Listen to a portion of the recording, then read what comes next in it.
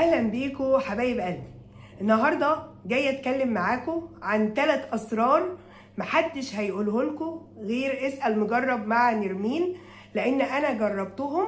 3 اسرار بينجحوا الصيام المتقطع وبيخلوكي تخسي جدا جدا.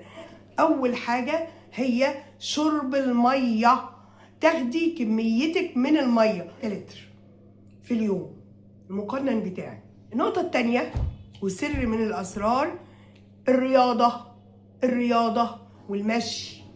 رياضه، عايزه تخلي الرياضه هي المشي، خلاص، بس لازم يومك ما يعديش في الصيام المتقطع من غير رياضه.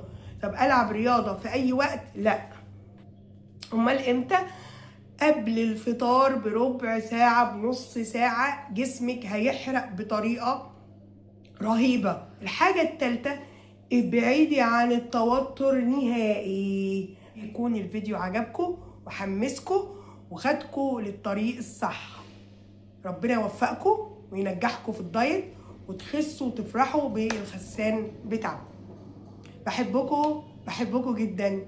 ما تنسوش لايك وشير واشتراك في القناه اللي مش مشترك وتفعيل الجرس علشان يوصل لكم كل جديد وتعليقات عشان افهم انتوا محتاجين ايه. بحبكم، مع السلامه.